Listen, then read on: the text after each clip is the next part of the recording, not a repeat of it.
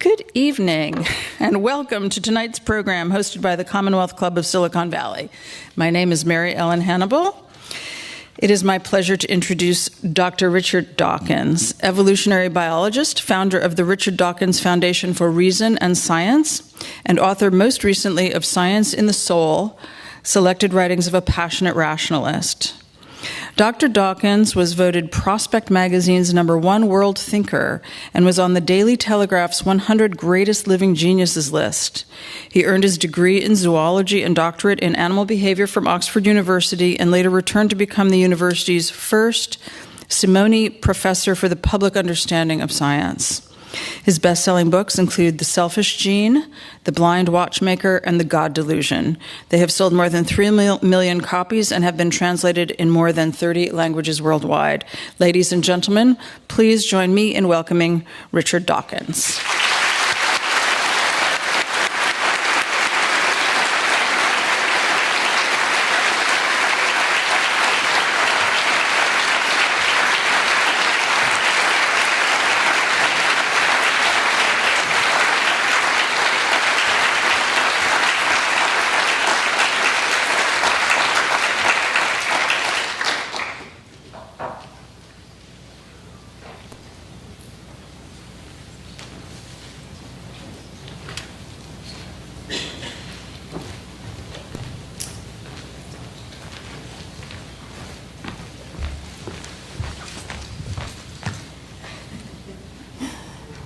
Okay, are we all, can you hear me?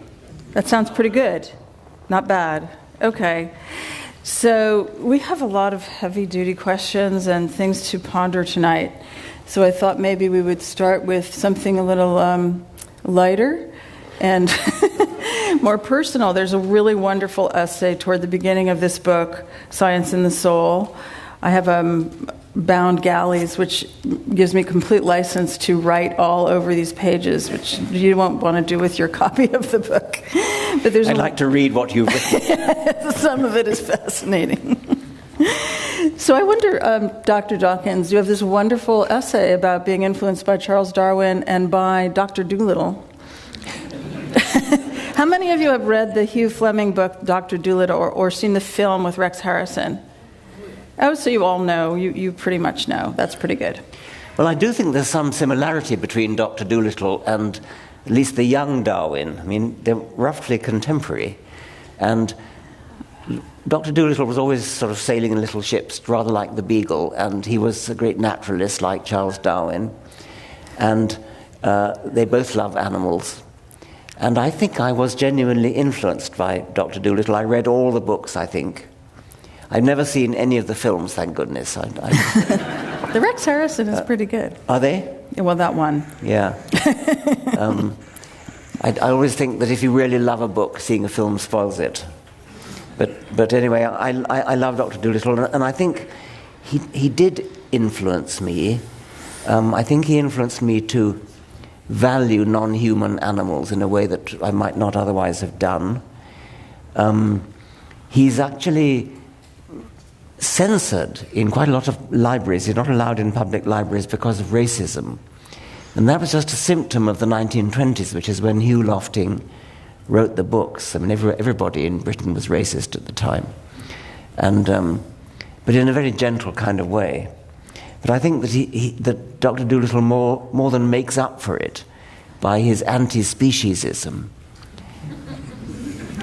Well, Dr. Dolittle, as you point out in the essay, he gets into fixes over and over again in which he is helped out of them by other animals who figure things out, what he needs, and sort of form webs of rescue for him. Yeah, so he can talk to non-human animals, and that's really the plot of all the stories. I mean, everything turns on this one trick that he has. It's rather like good science fiction, where you just alter one thing. And then everything else follows from that. Well, it struck me reading it. In the last couple of years, we've had quite a number of best-selling books, and some of them very good. For example, a book called Beyond Words by Carl Safina, who is a wonderful marine biologist. A book called The Soul of the Octopus by Cy Montgomery, who's a wonderful science writer. And they're focused on animal consciousness. And as Carl Safina says, animals care about their own life. They want to increase their own life, and they care about it furthering their own life just the way you and I do. And of course, there's kind of a plea at the center of these books for us to understand that we can't just be wiping these creatures off the face of the earth. And what I like about the Dr. Dolittle analogy or connection is that he is helped and aided by these animals in ways that we are also aided by animals, really without our understanding how we are connected to them quite consciously all the time. Yes, I think it's a bit of a stretch to link it in quite that way, and it is a children's book. And that's true. All right, you're so right, actually. Another of the early in the book concepts. I mean, your writing is so accessible and it's just charming and easy to read. But then you have some, real concepts that really make you sit down and think about them pretty hard. And one of them I have just been really pondering a lot is your discussion of how humans and how this moment in time organisms are adapted perfectly because of this process of natural selection, which is law-like and has been selecting genes over eons to bring the next generation forth, is perfectly well adapted to the past, but not to the present or to the future. And that along with that, when we have these aggregates of lots of successful humans as we have now, we have these what you call emergent, I don't know if we're going to call them qualities or things that we create together, such as something like the internet, which then again is a little bit beyond our own capacity to deal with perfectly well. We're always going to be a little bit misaligned with our own present. This idea of time, I think, and our placement in it is very beautifully framed by the beginning opening of your book. And I wonder if you would read from that. So this is the introduction which I wrote specially for this book. Much of the rest of the book is previously published essays, although many of them not previously published in this country. This is the introduction. I am writing this 2 days after a breathtaking visit to Arizona's Grand Canyon. Breathtaking still hasn't gone the way of awesome, although I fear it may. To many Native American tribes, the Grand Canyon is a sacred place, site of numerous origin myths from the Havasupai to the Zuni, hushed repose of the Hopi dead.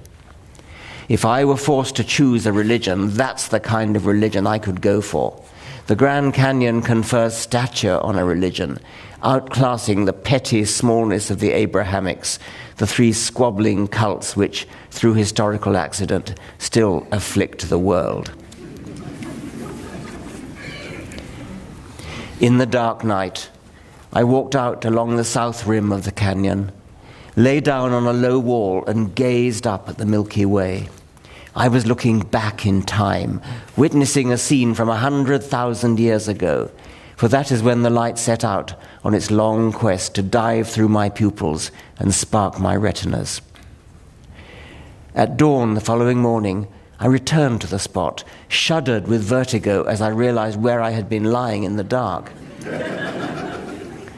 and looked down towards the canyon's floor. Again, I was gazing into the past, 2 billion years in this case, back to a time when only microbes stirred sightless beneath the Milky Way. If Hopi souls were sleeping in that majestic hush, they were joined by the rock-bound ghosts of trilobites and crinoids, brachiopods and belemnites, ammonites, even dinosaurs. Was there some point in the mile-long evolutionary progression up the canyon strata when something you could call a soul sprang into existence, like a light suddenly switched on?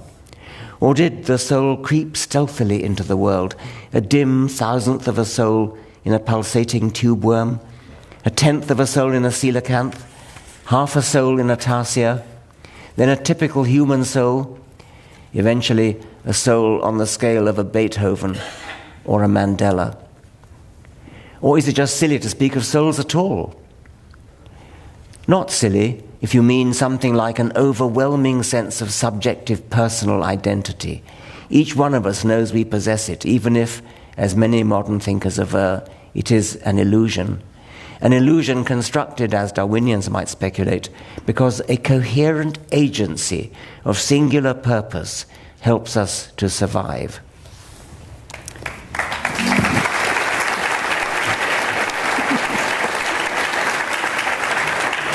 So I'll tell you what I wrote in my book upon reading those paragraphs. Is Richard Dawkins getting spiritual on us? Well, that's part of the point. I mean, it's kind of meant to be a little bit provocative to put the word soul in the title. I said last night that I quoted one of my great heroes, Peter Medawar, great medical scientist and biologist and Nobel Prize winner. He said, I hope I shall not be, he was giving a lecture, and he said, I hope I shall not be thought ungracious if I say at the outset that nothing on earth would have induced me to attend the kind of lecture you may think I'm about to give. And I then said, I hope I shall not be thought ungracious if I say at the outset that if you have come hoping from the word soul to witness some kind of conversion, you're going to be disappointed.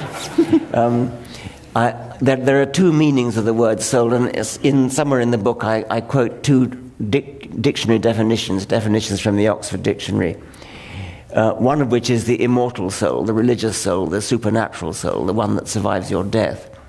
And that's not what I'm talking about.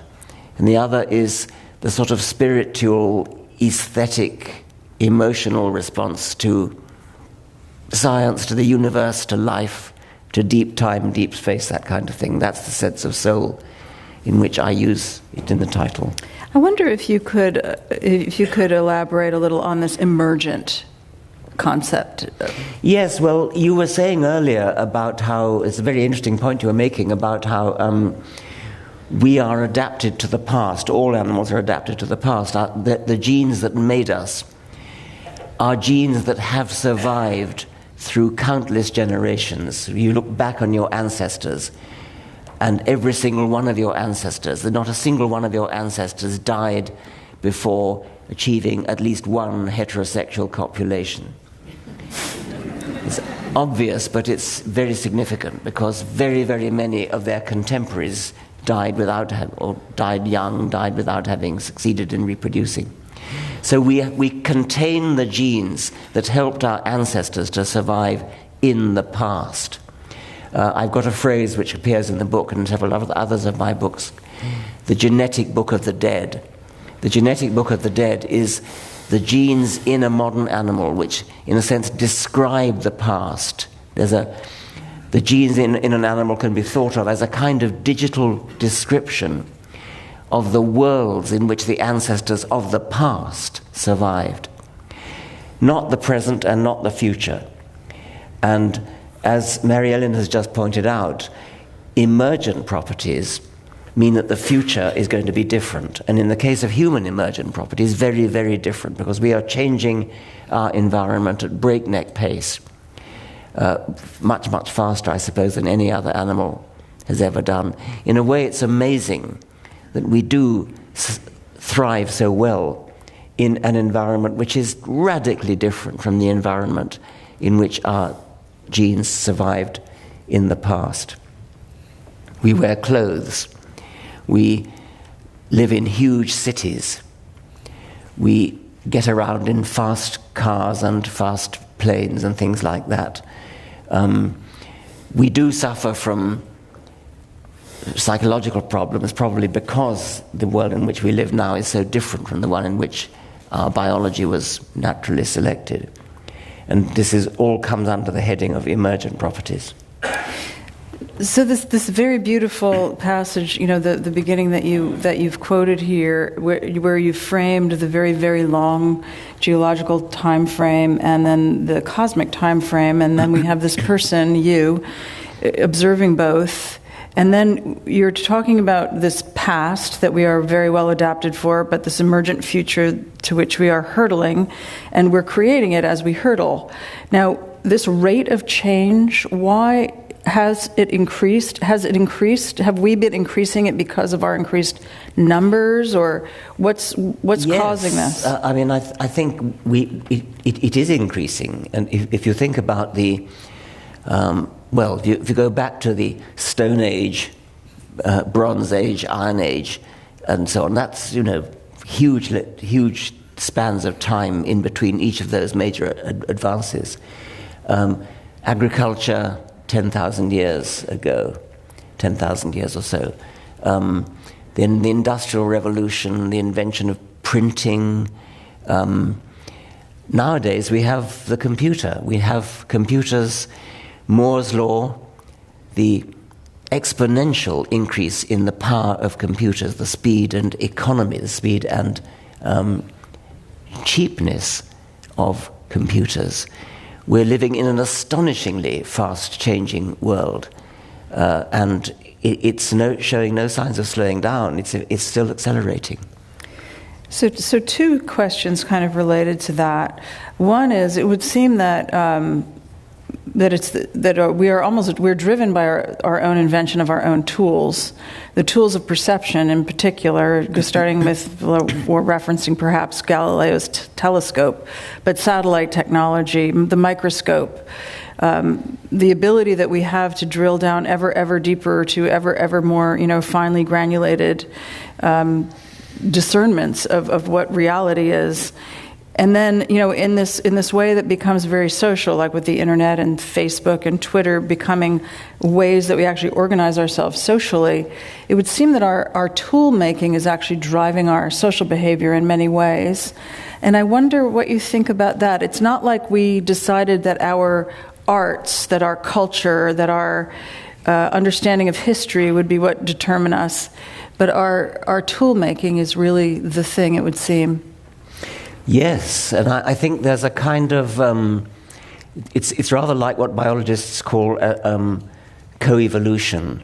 Advances make way for the next advance, and in our case, I think we have in the world of computers, we have software-hardware coevolution, where advances in hardware make possible software that wouldn't have been possible before the hardware was invented, and then so. Each one paves the way, as it were, opens the door for the next advance, and that is getting faster. I have to say, it would seem that one thing we're sort of dispensing with kind of willy-nilly as we go is biology, the biological reality of other species. One of the things, there seems a couple of thresholds that we've passed without really fully grokking what we've done. One is that the aggregate number of human beings on this earth has become a biogeophysical force, discernible in the fossil record. The American Society for Geophysicists, or is the American, I never get it right, but they want to now call our epoch the Anthropocene to reflect this profound impact of humans on life on Earth. Now, one of the things that we're doing is we're reducing biodiversity of other species.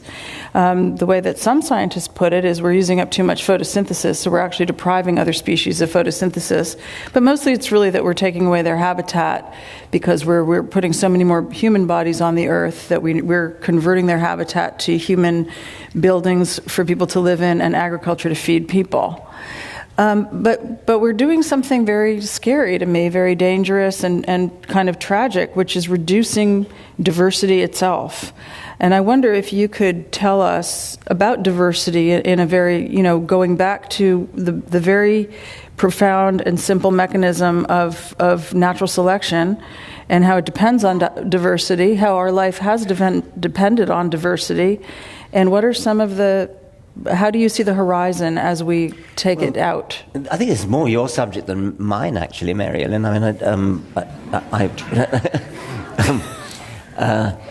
I mourn, as you do, the loss of diversity, and I mourn the extinction of species.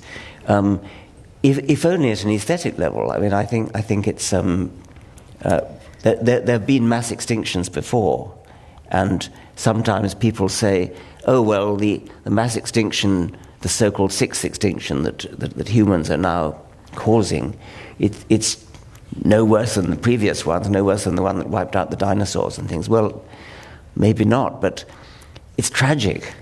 And I respond to it in an emotional, aesthetic way. I mourn the loss of Thylacinus. I mourn the loss of the dodo, the passenger pigeon. But what you're talking about is something bigger than that, which is the catastrophic loss of species. And ecologists tell us that this is more than just the loss. They actually species are actually necessary for the continuation of the balance of the ecosystem. You know, I think it intersects pretty strongly with your expertise, because, you know, you were talking about the genes that are this genetic book of life.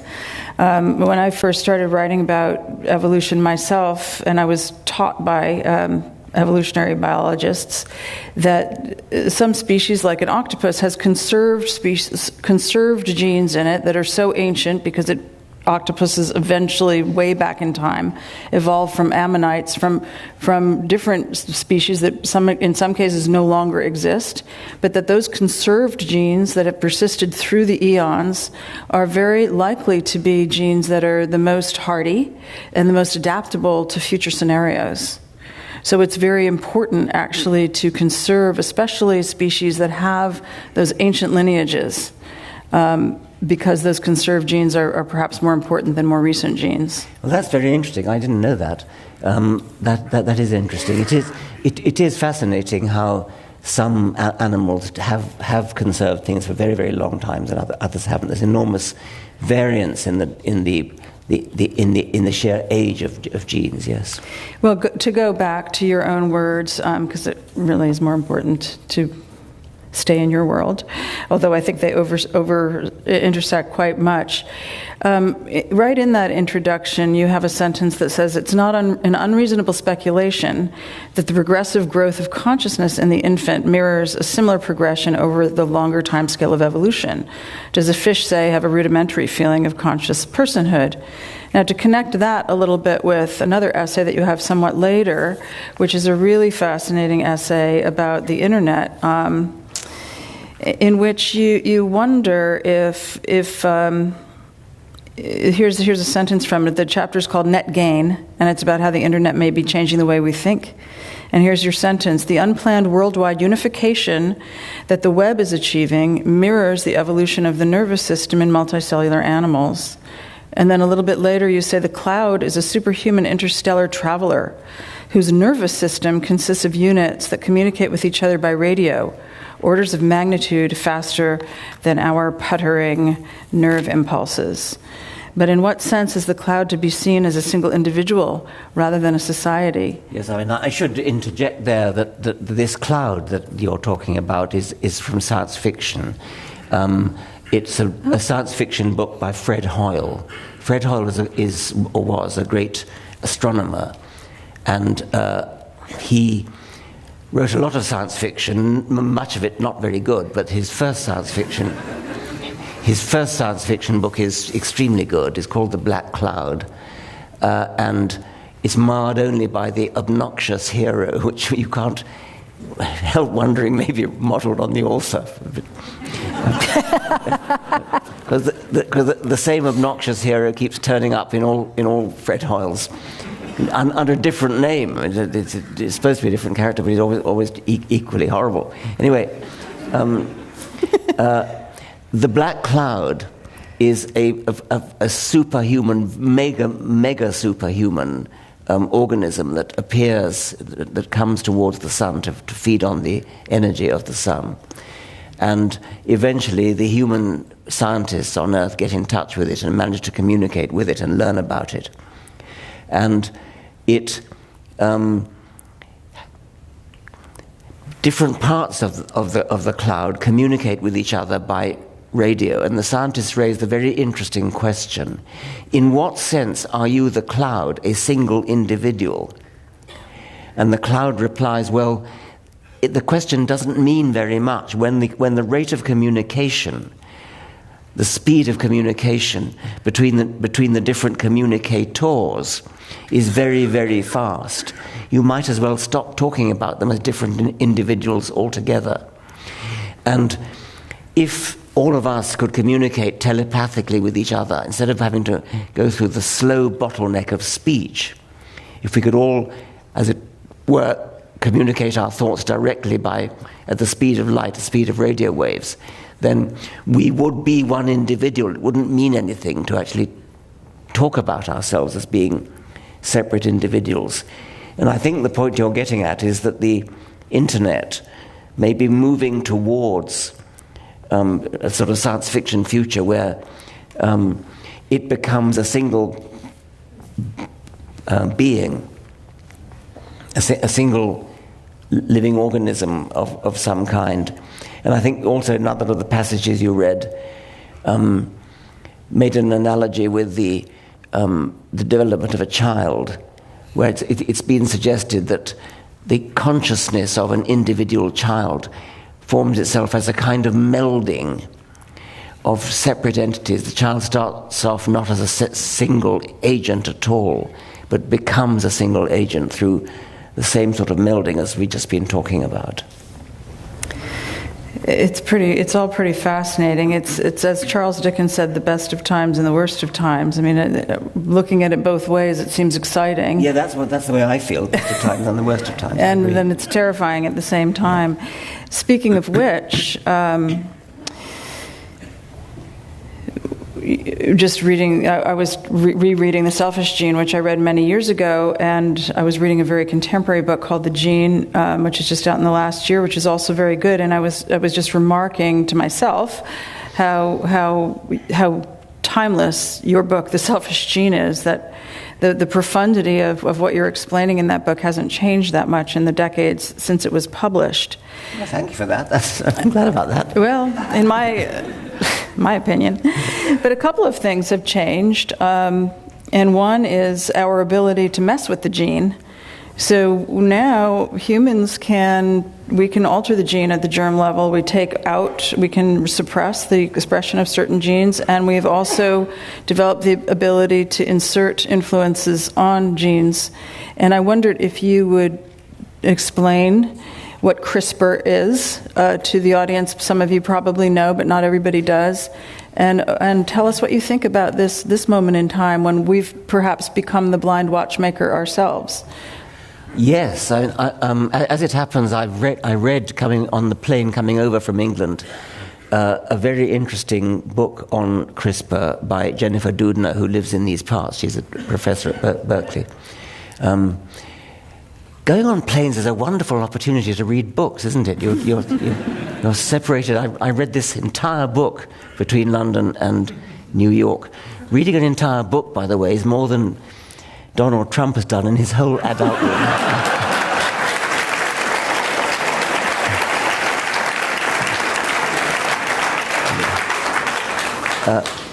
Genetic manipulation, the actual changing of genes, is something that has been possible to do only relatively recently. And one of the main ways of doing it has been to transplant genes from one organism into another one. And you've probably heard about cats that glow blue because they've had jellyfish genes put them in them and things like that. CRISPR is a new technique which Jennifer Doudna was one of the main pioneers of, and it's a wonderful book. I do recommend it. It's called Crack in Creation, and it's kind of semi-autobiographical about her career, but it explains all about the technique of CRISPR and the misgivings that she has about its possible misuse and the power that it might have. It is a very, very powerful, fast technique for changing, for actually programming genes in organisms, any organism you like. It comes from bacteria. Bacteria have their own immune system against viruses. Bacteria are very, very heavily afflicted by viruses called, what are they called? Phages, that's right. bacteriophages. The technique that bacteria use in order to recognize viruses, in order to kill them, is a technique that humans can now exploit in order to edit genes of any organism you like. So it's an immensely powerful new technique, and it's giving rise to great possibilities and also great misgivings. Whereas in the past, for several, well, actually thousands of years, we have controlled evolution by manipulating the selection part of the Darwinian equation, the non-random survival, the non-random reproduction. We've controlled that to produce dogs that are wolves that have been changed into Pekinese and poodles and bulldogs, and corn cobs changing from that size in the wild to huge, great things. Cabbages, things like kale, kohlrabi, cauliflower, broccoli, all these things are modified versions of the wild cabbage, Brassica oleracea. That's been going on for hundreds of years, but now we can actually change the mutation part of the Darwinian equation, not only the selection part. And this is much faster, much more powerful, potentially very dangerous, and people are worried about it.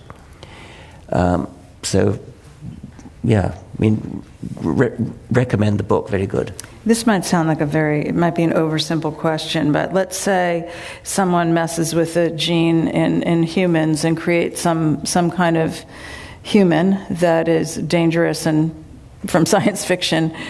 What would happen after that? Is it possible that something could be released that could never be? Well, I suppose it is. The sort of ethical discussion partly centers on the distinction. I do croak a bit because I had a stroke a year and a half ago, and it's the one thing that's still there is my croaking voice. The distinction between negative and positive manipulation, it's already being used quite successfully and with rather little objection, I think, for removing genetic disorders, things like haemophilia, Huntington's disease, Duchenne muscular dystrophy, things like that. There are some people who even object on ethical grounds to doing that, messing with nature, meddling with nature, playing God. Much more people object to positive manipulation, trying to change the genes of a human so that they become better at music, say, or mathematics, or high jump, or running, or something like that. A lot of people have objections to that. I think partly because it sort of smells a bit of Hitler, trying to make sort of blonde, blue-eyed Aryans, what he called Aryans. I think that you do need to make an important distinction between draconian, dictatorial, government-imposed genetic changing, like Hitler was doing, and voluntary. You can still object to people, the idea of people in the future going to a doctor and saying, "Doctor, I want my child to be a brilliant musician. Please give her the right genes," which may be possible. It's not possible yet. It would seem inevitable that we will do it. I mean, yes, there are people who do object to that. Many people object to that, actually. And I can kind of see why. Although, if you sort of think a little bit laterally, we don't worry too much about parents who are ambitious to make their child into a brilliant musician and force the child to sit down at the piano for 3 hours a day and work at it. Is that really all that much different than putting a Bach gene into a child? I think I'd rather have the gene rather than having to work at it. But still, people are worried about that, and sort of nightmare visions of regiments of Saddam Hussein sort of marching all with the same genes, sort of Brave New World, Aldous Huxley kind of world. As you said, Mary Ellen, the best of times and the worst of times, the future can look pretty scary sometimes. Well, we have some really fantastic questions from this incredibly literate audience, and I'll, since we're kind of on a technical topic, I will read this one. There have been many recent advances in abiogenesis, both in the area of potential RNA components and metabolism. What are your views in this area? Abiogenesis, we're talking here about the beginnings of life, the creation of life from non-life, which has to have happened at least once. It has to have happened at the origin of life. It may have happened more than once. And it's one of the big mysteries that faces biology. We don't know how it happened. It happened about 4 billion years ago. And there have been various theories of how it might have happened. We know the kind of things it must have been. We know it was the origin of the first self-replicating entity, in effect, the first gene. Once you've got the first gene, it needn't have been DNA, almost certainly wasn't DNA. Once you've got the first gene, the first self-replicating entity, then that's the prerequisite for Darwinian natural selection to get going. Once that's started, then the whole story can take off, and you get competition between genes, and then building cells to live in, and then bodies composed of lots of cells, and so on. And once that started, then we kind of understand what happened. We know then Darwinism took off and gave rise to the full diversity and complexity of life. But how did that first step happen? It's a huge mystery. It couldn't have been DNA, almost certainly couldn't have been DNA that started, because DNA is what's been called a high-tech replicator. It's a very, very efficient replicator, but it needs a complicated infrastructure of protein in order to do its replication. And you can't have a complicated infrastructure of protein unless you've got DNA. So we have a catch-22. It's been called the catch-22 of the origin of life. RNA is a related molecule to DNA, as many of you no doubt know. And RNA has a kind of weakened replication property. It is a replicator. It's not as good a replicator as DNA. And it also has the capacity to be an enzyme like protein. So RNA could have done both jobs. You remember I talked about the catch-22 of the origin of life, where you can't have DNA unless you've got protein, and you can't have protein unless you've got DNA. If you've got RNA, it can do both jobs. It can do the job of DNA and the job of protein. So the sort of current, most fashionable theory of abiogenesis at the moment is that it was RNA that first started things off. And then the replication function was taken over by DNA, and the enzyme function was taken over by protein. I'm going to aggregate a few questions that have to do with machine learning and artificial intelligence. One is, how do humans adapt to the coevolution of machines and their inevitable evolution to learn? Is there a point that we must unplug? I guess that's kind of a question about worrying, as another one of the questions does about artificial intelligence. That there's another question references Elon Musk's anxieties about a possible threat from artificial intelligence. Yes, Elon Musk is worried about it, and you must listen to Elon Musk. I mean, Elon Musk is a genius, and there's no doubt about it. So is Stephen Hawking, and he worries about it as well. I suppose, as a philosophical naturalist, I'm committed to the view that there's nothing in the brain, nothing in our bodies, nothing in our brains that isn't physics. I'm committed, so therefore, to the view that anything that our brains can do potentially can be simulated, can be done also by machines. So I think it is definitely possible that machines will do everything we can do, and likely that they'll do it better. So It may not happen for a long time, but in principle it's possible. And various people, including Elon Musk, are worried about it. Some people are worried about our not being necessary anymore. All our jobs are going to be taken over by robots. And maybe we'll be dispensed with altogether if they get to the point where they can make their own children make new robots, and they won't even need us at all. And so we go extinct, and our creations take over. Maybe they'll do a better job than we do. I don't know why we would be so particularly worried about that, really. Well, I'd be worried in exactly the same way as I'm worried about losing the rhinoceros and the elephant, and it's an aesthetic thing for me.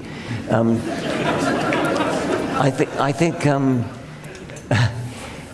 I would be sorry if Shakespeare and Mozart and Schubert and Michelangelo were forgotten and nobody knew about them. But of course, there's no reason why the robots shouldn't not only know about Shakespeare, but actually appreciate him. Because remember, we're talking about robots that can do everything that humans can do. Fall in love, be wowed by great poetry and great music, and maybe write better poetry and better music. You never know. So, best of times, worst of times, yet again. It's scary, terrifying, but at the same time exhilarating. Well, we've got a number of different questions here about religion, so I'll try to aggregate them a little bit.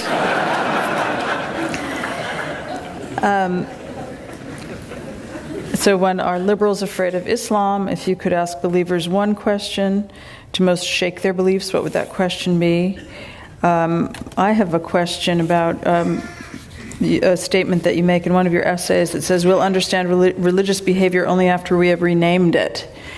And in that essay, I didn't hear that. You say we'll understand religious behavior only after we have renamed it. So when we have understood what religious behavior has been good for or why it evolved, and then we don't have to call it religion anymore, we can just understand that it served a purpose, or perhaps still does. Yes. I think what you're talking about there is when I was talking about the evolutionary advantages of religion, which in a sense there has to be, we are challenged to produce an answer to the question, what is the Darwinian survival value of religion? And the reason that we're challenged to do that is that religion is extremely widespread. It's ubiquitous in human cultures. That all human cultures, I think, have something equivalent to religion. And so it suggests it really is a human universal, and therefore probably does need some kind of explanation. And what I said was, which is what you're quoting there, what I said was that we have to rename the question before we can answer it. It may be that it's the wrong question to say, what is the survival value of religion? It may be that the right question is, what is the survival value of some psychological predisposition which manifests itself as religion under the right circumstances. So that's what I mean by the renaming. We're redescribing the problem. It's no longer the question, what's the survival value of religion?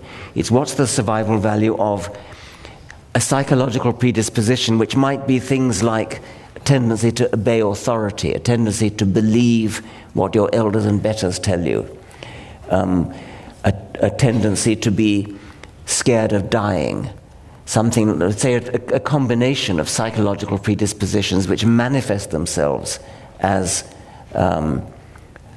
religion, rather than ask the question, what's the survival value of religion? I think that's what I was meaning there. But what was the question that the card said before you, because I didn't really hear that.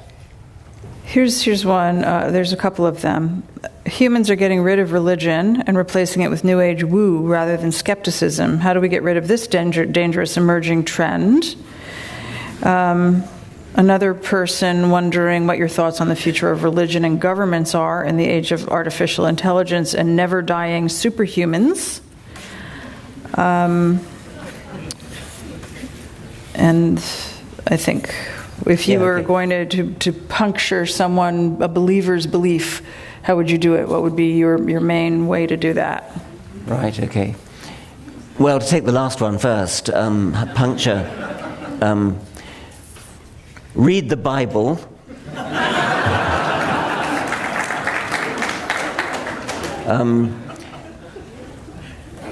What was the earlier one?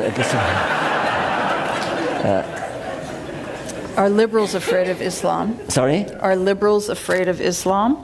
Are liberals afraid of Islam?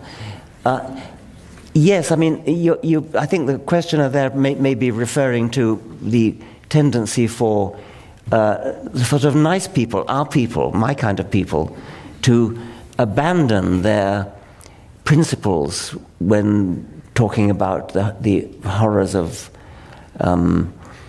homophobia and misogyny and things like that. All these things which we all hold dear. I mean, we hate misogyny, we hate homophobia. But when it comes to Islam, there are many people in this country and in Britain who forget all about that and say, oh, well, oh no, we daren't criticize that because that's religion. That's part of their culture. What a patronizing, condescending thing to say. Majid Nawaz, who is an ex-Muslim, almost Muslim terrorist actually, who now runs a magnificent foundation called the Quilliam Foundation to try to reform Islam. He coined the phrase regressive left for this tendency to, as it were, give Islam a free pass when you talk about your principles about feminism and about homophobia and things like that. I think that that this regressive left tendency in liberals stems partly from a terror of being thought racist, because they mistakenly think that Islam is a race, which of course it isn't. Well, you laugh, but it's very, very widespread. If you can convert into it or apostatize out of it, it's not a race. So I think that's part of it. I think also it's a laudable tendency to identify with victims of oppression, and we all do that. Or at least I hope we do. But I think that they have identified the wrong victims. They think that Muslims are victims of oppression from the West. Actually, Muslims are the victims of oppression from Islam, especially Muslim women, Muslim gays, ex-Muslims, apostates. That's the real victimization. That's the real problem. And so I think we need to Majid Nawaz is trying to reform Islam from within, and that's a very good thing to try to do. Ayaan Hirsi Ali is trying to do the same thing. We in the liberal community in the West need to reform our view of who is the victim here and who is doing the victimizing. So we do have a big problem with this idea of trying to reform religions that are oppressive to people's human rights. And yet saying that we should reform them is only talking to people who already agree that we should not be oppressing other people's human rights. What do we need to replace religion with some other kind of code of behavior? What could be effective in changing the way that people aggregate their communities around values? I mean, people that will criticize your position on religion say you're not getting the whole thing about religion because science does not explain everything, and there are beliefs that people have that are spontaneous and continuous over generations through history, through literature, through art, through music. Many of the finest expressions of human creativity have been what we would call religious. So we can't just get rid of religion. Well, no, there's a lot there, and I mean, there's you say science can't explain everything. Science can explain everything about the real world.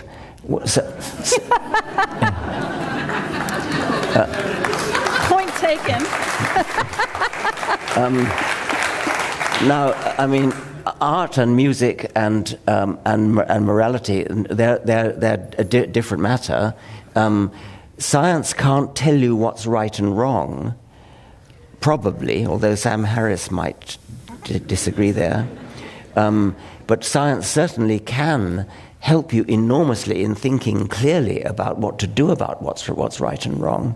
You can identify logical inconsistencies in your moral position using scientific reasoning, and moral philosophical reasoning, which is a kind of application of the scientific method of thinking to moral questions. Now, things like you mentioned art and music. Yes, I mean, many great works of art, great works of music are inspired by religion. It's a great mistake, of course, to think that makes religion in any way valid, or true, or anything like that. Nothing of the sort. It's entirely natural, partly that great music and great art should have been inspired by religion, because in past centuries that's where the money was, and artists and musicians are sponsored by rich benefactors. I mean, Bach was employed as a church Kapellmeister, for example. Michelangelo was employed to paint the Sistine Chapel. But also, religion, of course, does provide, always has provided, genuine inspiration. I mean, this the story of Jesus' passion, Jesus' crucifixion is a tragic story which, not surprisingly, inspired great artists and great musicians. And we shall never know what might have, if say, Haydn had written his evolution oratorio instead of his creation oratorio, or Beethoven's Mesozoic symphony. You ask what do we replace religion by? Well, for all sorts of different purposes. For morality, we replace it by moral philosophy. For music and so on, I suggest, slightly facetiously, that science and indeed reality could provide inspiration, perhaps every bit as beautiful as, or just nature provides beautiful inspiration for art. Community, religion has provided community.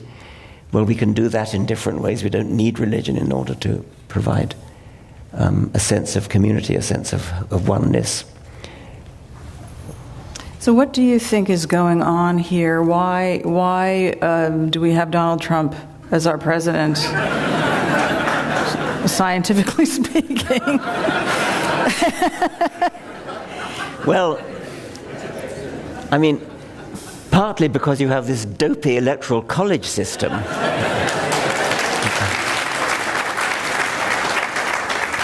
Which, by the way, is not quite so difficult to get rid of as people often think.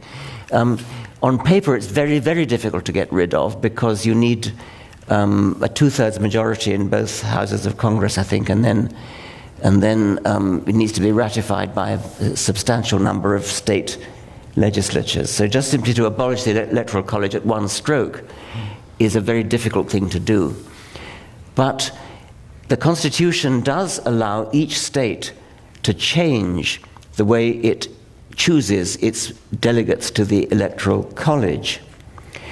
Now, Maine and Nebraska, as you know, do it in a pro rata way, but they're very small, and so it doesn't make much difference.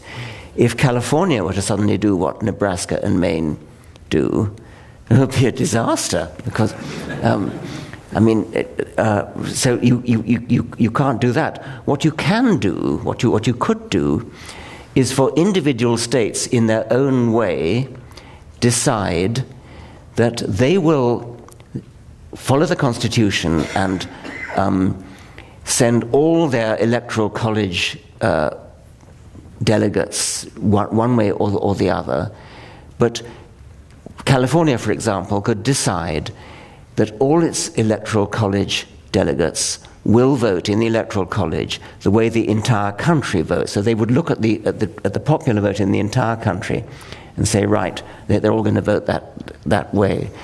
And that can be done on a state-by-state basis. It wouldn't be a drastic, sudden change in the way that suddenly going over to the Nebraska Maine system would be. You don't have to wait until a substantial number of states agree to do it, which is there is this movement afoot, as you may know, waiting for a certain number of states to agree to do it. I don't think you need wait for that, because individual states can do it, and it won't make much difference to begin with, but it would get rid of the anomaly that you have at present. I think the Electoral College, when it first started, was probably rather a good idea.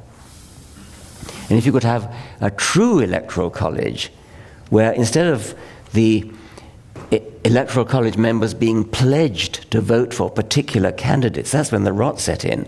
If the Electoral College was a group of people elected to go to Washington, sit down together, and deliberate on who would make the best president, rather like we do when we choose a new professor or a new chancellor of a university or something. Take up references, read their books, read their... Since we do have Donald Trump as our president. Interview them. So that's the Electoral College. Why have we got Donald Trump? Well, I recommend Michael Moore's analysis. Have some of you seen his I mean, he was one of the few people who got the prediction right. And he's sort of talking about Rust Belt people feeling inferior, feeling left behind, feeling that their world is disappearing and they need defending and things like that. So if you haven't seen his analysis, it's well worth looking at. So to tack us back to more scientific questions, perhaps, and since we do have Donald Trump as president, I think this question might wrap it up well. If a catastrophic event resulted in the death of most humans and rendered all electronics useless, how long would it take for humans to evolve to survive in the wild without technology? And then a related question from another person asking, do you think humans will ever evolve to the point of speciating, so that we actually become split off into more than one species? Yes. Well, speciation requires that there should be some separation so that there's no gene flow between the incipient species. And normally this happens by a geographical accident. Time, okay. Normally this happens through a geographical accident where a population gets split. Perhaps part of the population finds itself on an island, and so there is no gene flow between them, and so they are free to evolve in different directions. And that's not going to happen on this planet now. Isn't the opposite kind of happening, where we are becoming so much of flowing into each other that we're actually... Yeah, exactly. So the only chance for humans to speciate would probably be if a colony was set up on Mars or something, where and there was a little gene flow between them. So that was that question, and the other. I keep forgetting if you could give me two questions at a time. Since we only have time for one last question, I think that I'd like to ask you what you would like to tell us, if there's something that you didn't come up tonight. I mean, you are a person to whom we are looking very earnestly for guidance and helping us to synthesize things that very often really feel very separate. Our moral values, our knowledge of science, our technologies, our past, our comprehension of our place in the universe. And what would you like us to understand? What do you feel like most of us are not getting? Right. I think evidence is the only reason to believe that anything is true.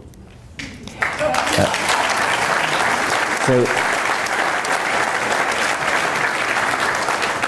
personal opinions, feelings, emotions are fine, and we all have them, but they do not tell you what's true, and they should not guide important decisions like who you vote for and what you do, what policy decisions that you take. Evidence is the only reason to believe anything.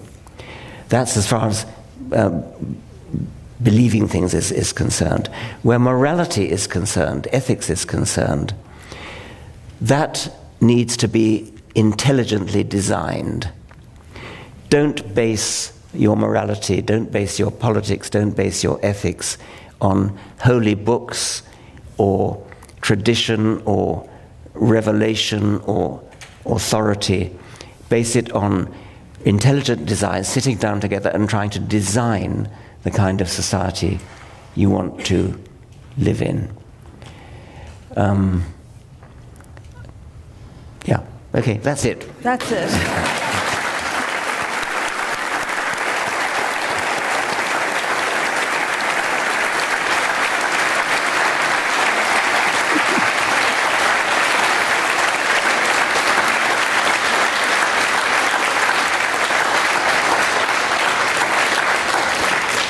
So I hope you have enjoyed this evening's program brought to you by the Commonwealth Club of Silicon Valley. We would like to thank Richard Dawkins, author of Science in the Soul, Selected Writings of a Passionate Rationalist, our audience here in Santa Clara, and those of you joining us on the radio and the web. And now this meeting of the Commonwealth Club is adjourned. Is